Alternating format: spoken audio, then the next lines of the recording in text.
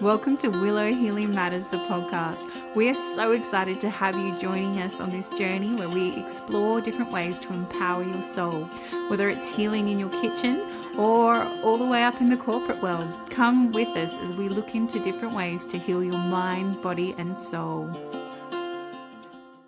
Hey everyone, it's Catherine Cristani with another episode of Willow Healing Matters, and today I'm joined by the beautiful MaAra Divine. She is a galactic shaman and soul guide with 25 years of experience. She integrates quantum, shamanic, and psychological tools to offer personalized workshops and sessions. As the founder of the Source Language Institute, MaAra teaches and activates others through light language, facilitating deep transformation and multidimensional awakening. Her connection to galactic wisdom and energy alchemy blends ancient knowledge with modern insights, guiding seekers on their journey of ascension and divine remembrance. You can listen to MaAra's podcast, Soul Communication, on YouTube, Spotify, and Apple Music. And at the end of the show, we'll talk about where you can find them a bit more. But a big welcome to the show, MaAra. Thank you so much. Thank you for having me, Catherine. So I love talking about galactic, so I'm really excited to talk to you. So I feel the first question to ask is, how did galactics come into your life? Wow, it's a good question. Yeah, I've been on a journey for, as you said, over 2 decades. They didn't come in right away. I think that really started percolating in the last decade or so with a lot of my own past life memories, and some of them on Earth, some of them off Earth. And then about 8 years or so, I started channeling what's called light language or source language. And that's what I help others activate, which is a type of channeling that is all through your higher self, and you bring in different frequencies in, and often these frequencies start from our own galactic past. So the language that opened for me was Lyran Draco. So that had to do a lot with my memories of those star systems and my role in a lot of the Lyran Wars and the galactic drama that was going on in the beginning of, I would say, humanoid experience here in the Milky Way. Galactic is something that is an age that we're stepping into right now. I see in the next 5 years, the soft disclosure has been already here through the movies, and now more and more people talking about possibility of open contact. I'm doing a lot of galactic akashic records readings. People really want to know where they're from, especially star seeds. They started to remember themselves because they are reclaiming those pieces of memories for themselves, some qualities that different star seeds carry, and also remembrance that not the soul might have started in one star system, but actually traveled to different star systems before it even decided to come to Earth. So many of us who are here, we all volunteers, and we have certain qualities and certain frequencies that we carry in our blueprint. And we've trained quite a bit to come to this density. These star systems part of who we are, and we carry that in our body because this humanoid body has over 25 genomes of the different galaxies beyond Milky Way, but definitely different star systems within the Milky Way. So it's an interesting journey of reclamation, and I've been helping others to piece in this big puzzle of who we are, and it's never ending. It's like I feel myself as like a galactic historian. I'm always in awe myself because there's always new information coming in. But yeah, it's an exciting place to be right now because it's becoming more and more acceptable, and people are actually asking questions and want to know more. So yeah, we can talk more and dive into any questions you have on that. I love this, and thank you because you confirmed what I've been channeling and what I've been getting in my life. So thank you for reflecting that back, especially about the star galaxy codes and galactic codes being in the DNA strands of our genome and in our galactic makeup, really. I find it fascinating because when we tuned in, I noticed the purple light behind you, but I kept seeing a lion, and then as soon as you said Lyra, and I went, okay, there's the Yes, yes. On this side, yes, this is the hybrid form of myself, really, from the Laren system. And many probably would relate to it because they've seen it in the movie Avatar, and James Cameron really done a great job depicting the Laren system. And they're more in the with the blue skin, because those are more kind of the vegans within the Lyran system. There were different races. The Lyrians were more like Nordic lions, so their skins were like more brown and white. But yes, very tall, like just if you can imagine, 9 foot, really graceful. And the hybrids were kind of combination between feline beings and humanoids. So there were different races that were developed in the Lyran system. And a lot of, I would say, Pleiadians, Syrians, a lot of them carry the Lyran blueprint already, because Lyrans were the ancestors. So the humanoid experience in this galaxy started in the Lyran system. So when the creative beings, the Elohim collective, came from Andromeda Galaxy to create this experiment here of physicality, Lyra was picked as the first kind of place of civilization due to its planets. They were very large planets, had a lot of water, and so it was best for life. And that's where the initial seeding started. So I love talking about Lyra, because I remember my experiences in Lyra very vividly. And I was also royal Lyran, so I come from a royal lineage, and I was very much involved in the whole Draco Lyran situation, and I have very clear memories. I was actually groomed into Draco Alliance, where so we can go into all of that as well. Please It's a do. very, yeah, Tell it's us very more interesting. about. So I guess for anyone listening, going, what are they talking about? Lyran, Palladian, Sirius, like Draco. What does all this What I mean? always, yeah, I trust your intuition on this. What people need to know about these different yeah. I mean, you can think of it like energies. Star Wars, right? In That's Star how I think Wars, of it too. yeah, the reason people love Star Wars so much, and like on the solar resonance, there's something there, and they just don't always know what. And again, it's like a way of the Hollywood bringing in self disclosure, or the director is just like pulling this information themselves from the ether, from their own maybe memory banks. And in Star Wars, you had the Empire and you had kind of the Jedi, the rebels, and there is this conflict that's happening where the Empire takes over the planets and destroys the planets with these laser beam type of technology. And that's what happened, unfortunately. So these planets that I'm talking about in the Lyran system, so you can imagine these paradise templates where there was a lot of love and light, and just like in the movie Avatar, a lot of tribal type of experience, deep connection to the planet the beings lived on. There's like a lot of beautiful animals. And that's kind of for a while what the Lyrans knew. They were just kind of growing and evolving in these planets. And then neighboring planet system, if you look into cosmology, is the Draco system. And that's where these reptilian type of Lisis, they call beings, come from. So there's different echelons. There's the dragons. The dragons are much more neutral. These are the ones I'm discussing specifically, are the warrior caste.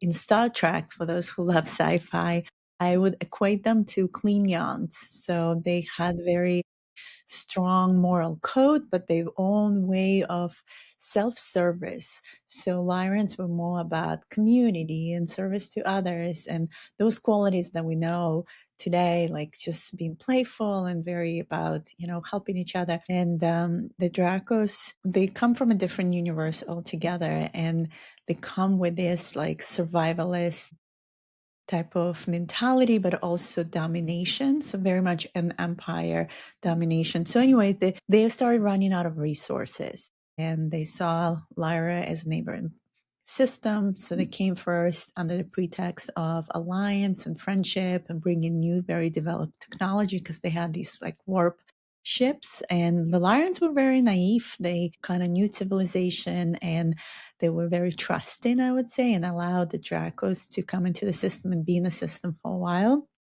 And then it came to that place where, in my own experience, I was actually groomed, and there was like a marriage that happened, and an alliance between the Lyrans and the Dracos.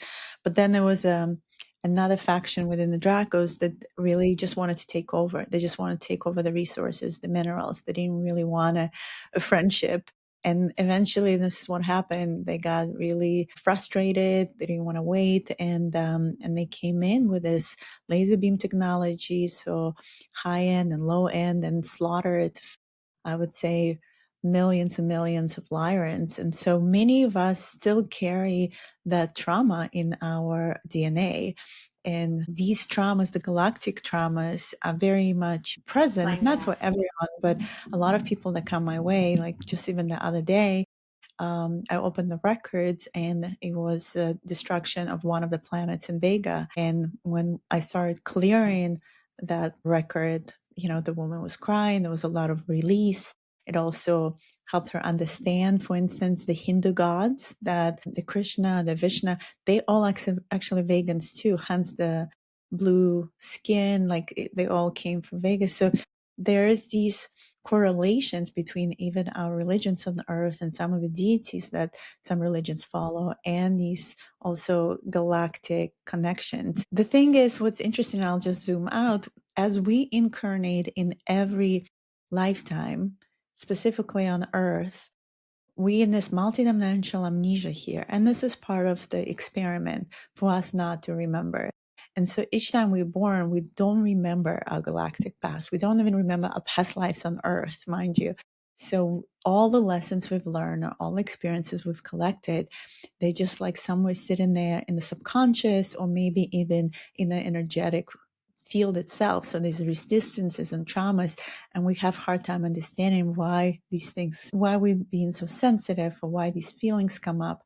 And yes, sometimes it's as relevant as traumas in our childhood, or some abandonment issues. But some of these abandonments go far back than that, and they have to do with the fact that we lost our original home, that we these beautiful templates, these paradise templates and planets. When I say template, I mean template of consciousness, where we would just thrive in a civilization, and we were attacked. And this is where I believe a lot of trauma, drama, but also this victim victimizer programming started.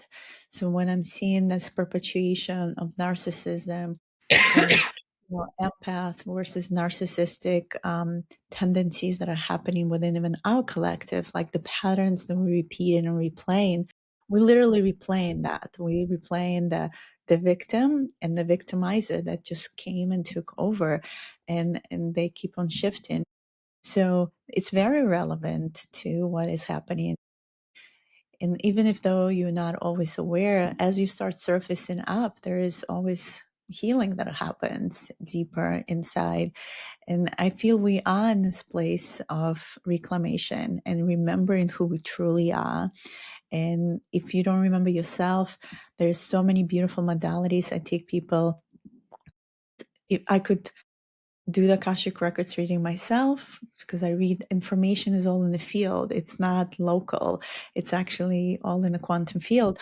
Or I take people into what's called quantum healing hypnosis, into their past lives, where it's just like a meditative journey through the hypnosis. Their higher self is showing them those lives. And often it's just earthly lives, but sometimes they could be galactic and cosmic and angelic, and sometimes not even in the form. So we so focused on this life right now, which is the most important life, but it's also important for us to reintegrate all these energies. There's the light, there's the darkness, and how do we bring it all into this place of acceptance and this place of healing, and opening our hearts in a compassionate way, and really allowing more energy into our field, because these traumas create resistance in our field. And so it's not really letting us fully thrive in the way that we could, because we're incredible. I mean, this technology, the human body is incredible, so many genomes,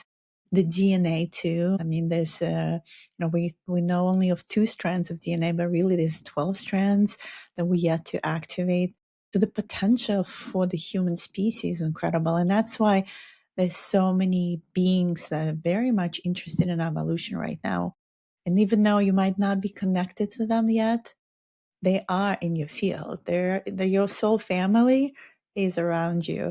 And so when this Lyran conflict happened, Some of the lions obviously didn't survive, but some have. And we did have some ships that were just not technologically as evolved. So they jumped on these ships and they had to go somewhere. And if you look into a sky, there's other star systems. So they did go to Pleiades, which is seven sisters. It's seven stars. And it was very far away. So that journey took really long journey for them. Some went to Sirius system, some went to Orion system. So all that, I would say, Star Wars saga that you see where it's like that scene from the cantina. And then like, if you remember, he walks in and there's all these species. There are so many species that we yet to even discover and have the scientific proof, because we just vibrate in such a different frequency bandwidth. We don't even have all the access yet. But I believe it's in the next 5 It's years, we'll be close. surprised. It's Yeah. starting. Yeah, everyone talks about it. Like Daryl Anka, who channels Bashar, his predictions between 2027 and 2030, there will be definitely open contact. But for me, I'm having contact all the time.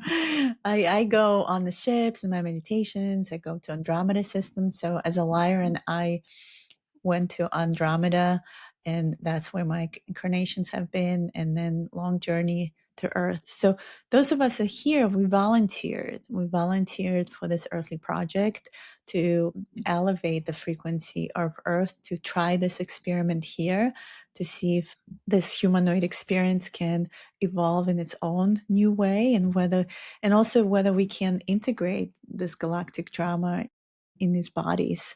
So there's so much, so much there. When you first said galactic trauma, I thought you said galactic drama, and then I was like, no, no, she said Oh, trauma, but it's trauma, same, drama. drama, Same, same. same. Totally. It's same, same. Yeah. I mean, drama causes a trauma and the other way around. So yeah, definitely. And I love that you brought up too why you work with why it's important for people to remember this, because sometimes it can help you understand what is being triggered in you right now, even though you have no idea why it's being triggered.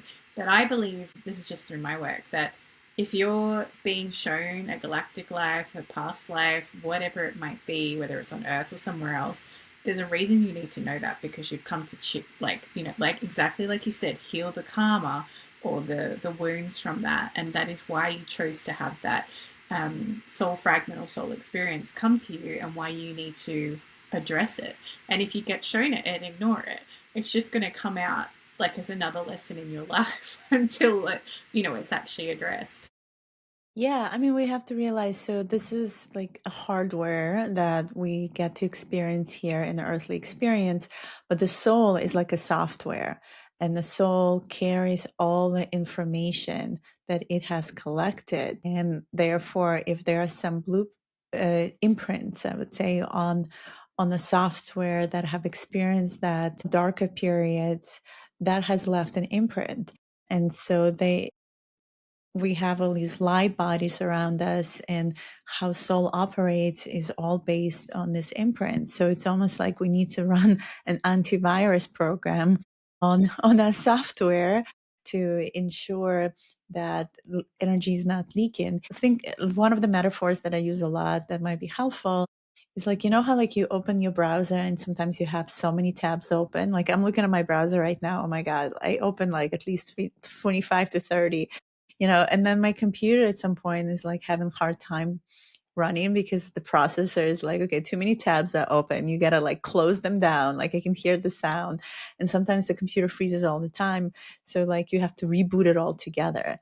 And that's really us, like we need to close out tabs because otherwise we don't have enough processing power to process the information, but also process the light particles that come in our way. So we are light beings. We have to remember that before we were formed, we are light, we are quantum. And for us to be able to be more in tune with processing of information, holding that light within our field, we need to allow the tabs to close, but also when the tabs are open, we leak in energy. So we leak in energy into those moments in time, because time is also alive. So moments in time, galactically, earthly, all these different realms of existence where it's still entangled to our current experience. And so that's how I see it from like energetics perspective. So when we surface up that remembrance, when we look at it, we understand it, we learn the lesson from it, and we're like, oh, I get it now. Okay, this happened. I accept it in this moment. And now it's conscious is no longer subconscious. Then that's where really the healing happens. And then we collapse the timeline, we close the tab, and my process is working a little lighter. So I feel lighter. It's no longer a burden that I carry with me. Similarly, ancestral traumas. So many carry some baggage that's not even theirs, and that's also passed through the lineages. So all that work that we do is, um, does catch up with us in a good way, because if we don't do it, we just don't even know. I joked with my spiritual mentor. I'm like, of course I'm going to do the work. I don't want to live through this shit again. Exactly, because what happens is if you don't do it, like let's say you have a relationship with someone and there was probably some karma, some unresolved tension, and it's coming up again. And you just, walk away from it. You don't fully close that particular pattern with that soul. Guess what? You're going to be coming back again in the next incarnation cycle, or the cycle after, in a different format. Maybe not as a husband and wife, maybe as a brother, sister, whatever it is. And you're going to be reworking that pattern again until you finally resolve it. And that's why a lot of the soul family is traveling together, because if you, all the many past life regressions I've done, there's definitely someone that, continuously coming again, or reworking it this way, until you get to a lifetime where you actually able to see it and understand, and you're like, oh, I get this now, like this is the lesson. I forgive you now. I release you. And that's where the cord is kind of cut off, and in the future, there's choice now, there's a free will. 100%. I love how you frame that, because it is exactly like that. If you don't choose to, not only does it play out in this life where we're incarnated and talking right now, then it'll keep playing out again and again and again until you go, oh, I get it now. Exactly. Did your work with the galactics and the light work, and playing with the source code and everything like that, is that what led to your quantum creation program? Yeah, so I wrote a book. It's called Mastering Quantum Creation, Awaken the Phoenix Within, Manifest Your Reality, and Reclaim Your Cosmic Power. My book is just encompassing all of this. Like I really has it broken into three parts: remembering, expansion, and mastery. Because I believe to be fully whole, we need to remember, and what we just literally talked about, go into past lives, like healing the traumas, whatever they are, to really remember who we truly are beyond this little body here. There's so many aspects of us, and some of them, mind you, are parallel selves, are future selves, and sometimes they start communicating with us. So when we talk about the guides are really us, just in a different form, and they are there to actually guide us as well, because they are helping us. It's all interconnected web. So from quantum perspective, everything is entangled. And so as we remember, that's when we start expanding. So this is where our gifts come online, and our quantum gifts, light language is one of them. So it's just opening into this frequency language, and opening a kundalini field for more energy to flow through. So remembering is one part, and then expanding the gifts is the next part, where we really then from that place start bringing the gifts online, which we already have, but we forgot how to use them. So that is being that instrument, the divine instrument of bringing the frequencies through our channel, expanding our kundalini energy, like really tapping into all these channels of energy that we have within us. And mastery is then at realizing also that we are masters of our reality. We are quantum creators, and we forgot that we are creators. I mean, as a creator beings, we created nebulas and planets, and this whole Milky Way and Earth has been created by us. So we have to take responsibility for that, and on a collective level, and sometimes on a personal. We don't think about it that way, but really we creators, and we create it all the time.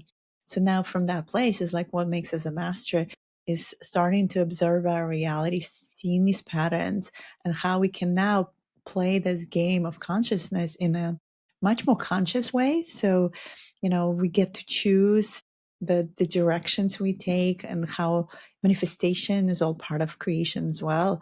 It's like everything is available in the quantum field of information, and how we manifest is really depends. There's some ingredients, like we have to have intention and clarity and some fuel and energy to put things in place, but it's a co-creative also mechanism. Universe is a friendly place. It always wants to help us, and it's for us. So those are some of the teachings that I help to people remember and empower them, that we are these incredible sovereign beings, have incredible potential. It's just now we remembering that we do. 100%. And definitely, you're remembering that we are light beings and co-creators, and that everything around us is part of our creation as well. A lot of people really struggle to accept that too. It's like, oh, really? I was a co-creator? It's like, yes, you were. So, yeah. Exactly. I mean, stepping into your power is a big thing, because we've always played it small.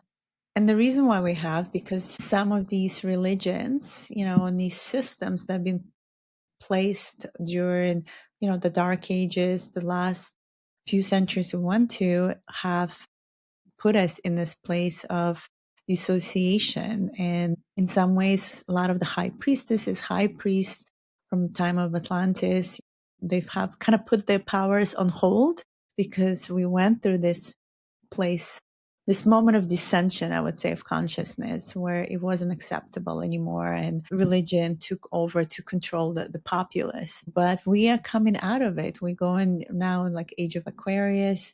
We're moving towards the golden age, back on ascension cycle, where we remembering and reclaiming that power. And so people are still dealing with a lot of fears. Like when things change and they get out of a comfort zone, we step into this unknown. It's very uncomfortable. Like the ego is still very much tries to control us. But if we breathe into our heart space, operate from our heart, not from the ego mind brain, and just feel, then we really have all the answers. All the answers within us, because we are also sparks of this creation. We are the universe. And so it's deep listening that needs to happen. And I think it's happening. I mean, I've been on this journey for a long time, and I'm observing, even in the last 5 years, so many people during, the pandemic went inwards, because they were forced, right, not to be distracted by the Yes. noise, sit at home, maybe start meditating, doing yoga, and breathing and noticing the present moment. And it's really all about the now.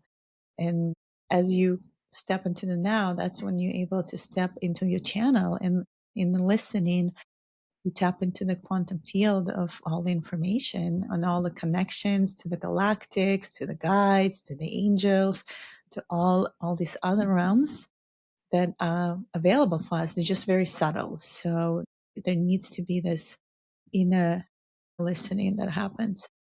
Yeah, definitely. Even, the pandemic started to get people to ask questions as well. Like, hey, like, why am I doing this job when I can be at home with my family? Or why am I doing this when this feels more aligned with me? And, it was almost this ascension spark, I feel, because I know that's when I started to question everything a lot more. And I went through a really rapid awakening during that time, where it was like, I'm not giving into this fear narrative. I'm stepping out of this. What is going on here? And how can we shift Yeah. that really quickly?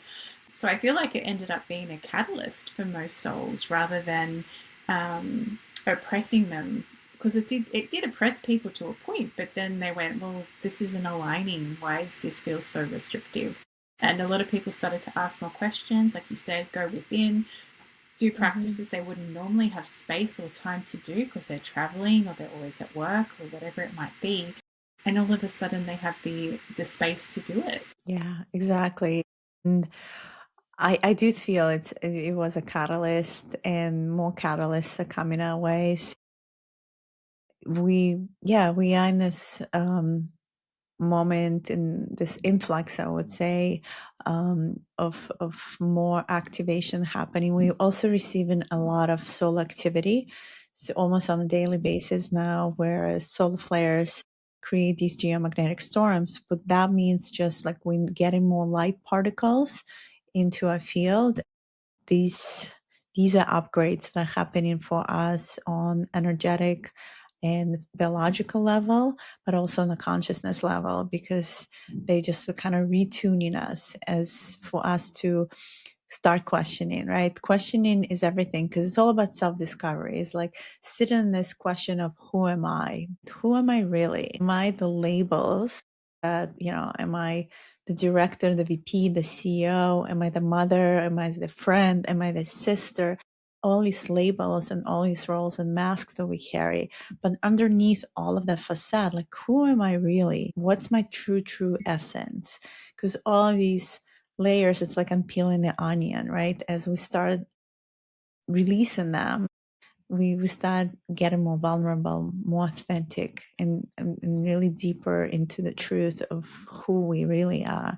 And that's what I love to help others, is just to take them through that transformational journey of asking those big questions. Because the more you ask and the more you start digging deeper within yourself, the more you get those true answers. And through the ascension journey through is all through contemplation. It's all about asking the question, sitting with it, really being true to yourself about the answer, like not trying to seek external validation, not being distracted, being very discerning. And through that process, starting to really see the picture. And that's where all that, I feel like, awakening, ascension starts happening. The spiritual kind of journey takes off wherever direction it wants to go. Yeah, beautiful. And Diana, as we start to finish our time together, which I know we could keep talking, but Yeah. you need to go to bed. I asked the guests if you could heal or change something in the world, what would it be? Wow, what a big question. Just to finish. So there's a lot of work to do right now. I would say two things.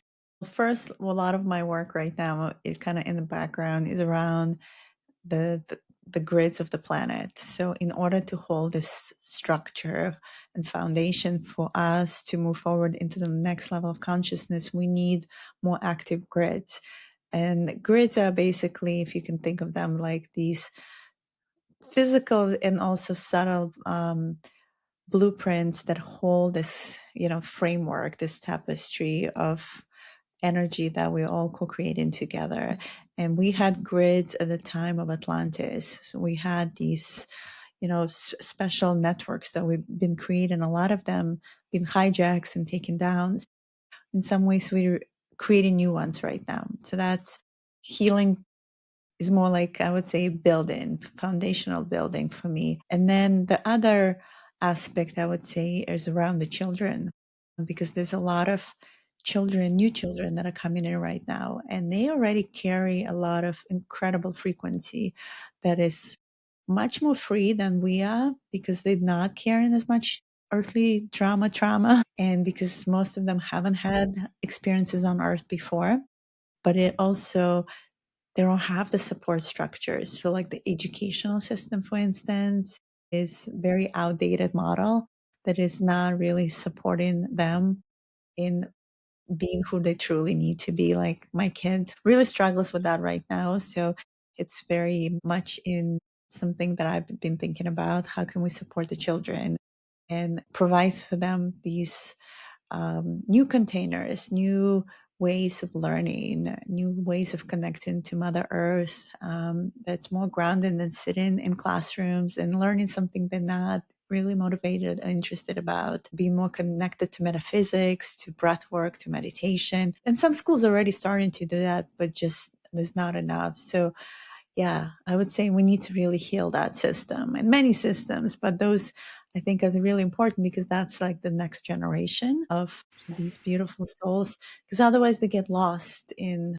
all of this overwhelmness of information. Like now, everything's available on internet, but it's also too much. Like it's a bit skewed, so they don't know how to filter it, and they You said discernment.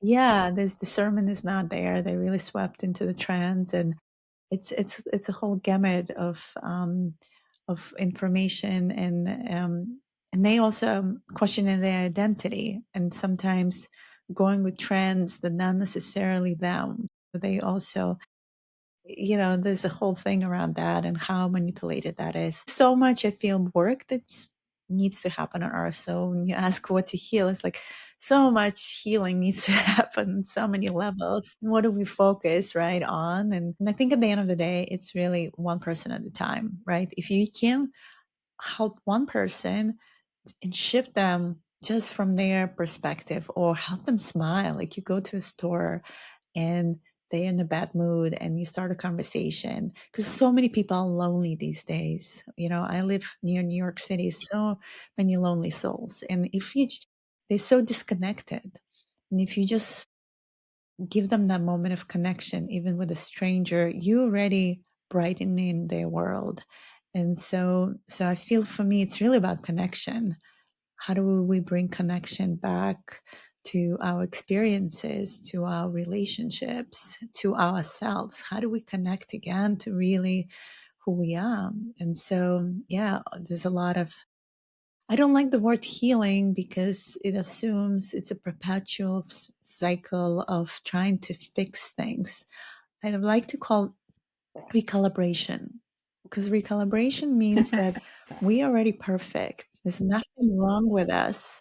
And all we're doing is realigning ourselves.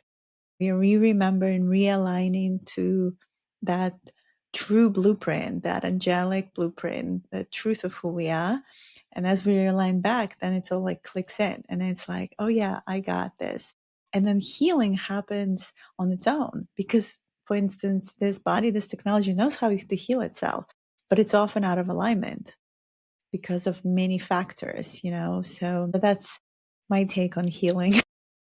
Well, I called my company Willow Healing, and then I was like, actually, no, everyone's whole. But I learned that later. But at the same time, I was like, you know what? If people feel like they need healing, then I guess that will lead them to me at the same time. We'll see how it evolves, I guess. So Yeah. this is I mean, this is the thing.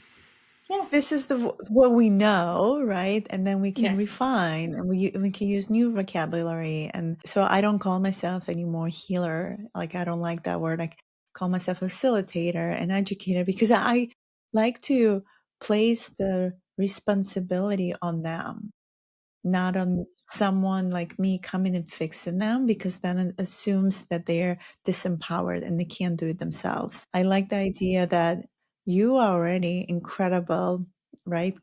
Quantum master creator. You just forgot that you are. And now I'm just helping you to realign, to remember that you are. And then the rest you already know how to do. It's such a different framework. It's such a different mindset, because then the healing happens in the understanding of self. And so that's kind of my thesis around healing. Yeah. I love it. And I so agree, because when I work with clients, sometimes I might be instructed to help them energetically unlock something or do something, but it's more to give their power back more than me doing the work for them. Sometimes I do have to assist, and I'm sure you feel the same way sometimes. If you're like, okay, we need to give you a bit of a jump start and to get you in. Yeah, Yeah. absolutely. No, And I've given a then lot of jump starts. it's like, boom, boom, and they're like, wow. It's like, yeah, you can do this too. Really? It's like, yeah, by all means, but at the same time, it's just that I call it a reawakening, because it's all in there. It's just coming Yes, back, remembering, correct. like you said, recalibrating, we're coming back to you. Yeah. Diana, where can people come and find you if they want to listen to your Yeah. The podcast best or is probably yeah. my website. It's Diana or DianaDivine.com.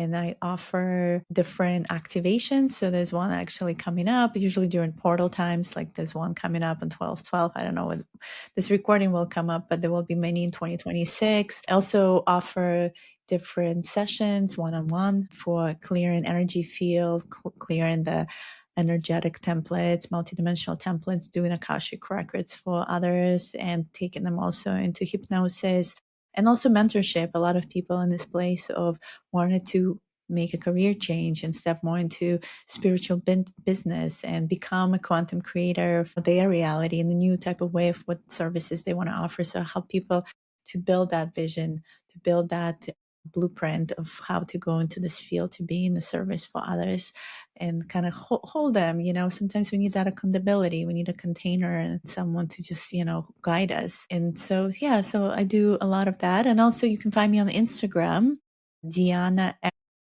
Divine, like Mary, Diana M. Divine, on YouTube, same Diana M. Divine. So Instagram is just always busy. I post a lot on quantum, on spiritual, on what's happening with the cosmic influences. So I share a lot of wisdom there too. Beautiful. I'll make sure to follow you because I love all this stuff. So I'm going to follow you when we get off this call. Yeah, you should. And recently I started also Substack. I don't know if you're familiar. I love Substack. This is where Yes, it's my also episodes Diana come M. out. Divine on Substack. I start writing articles.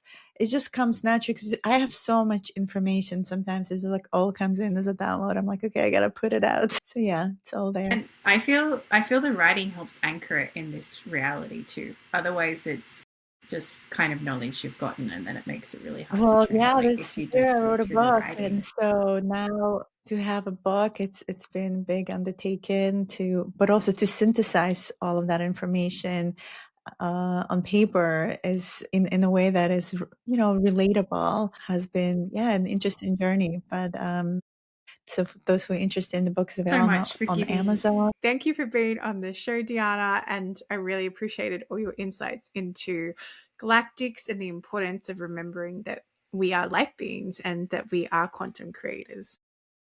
Thank you so much, Catherine. Thank you for listening to Willow Healing Matters, the podcast. We have so much love and gratitude that you have taken the time out of your day to empower you on your healing journey. The views shared by the person being interviewed might not necessarily reflect that of the host and should be used at your own discernment. Trust what resonates for you and follow your heart and soul guidance. If you have any underlying medical conditions or mental health issues, please consult with your healthcare provider before pursuing any of the recommendations. Likewise, you can always contact the person being interviewed to find out more information. This can be found in the show notes. Remember to activate, align, heal, empower, and find love in everything that you do.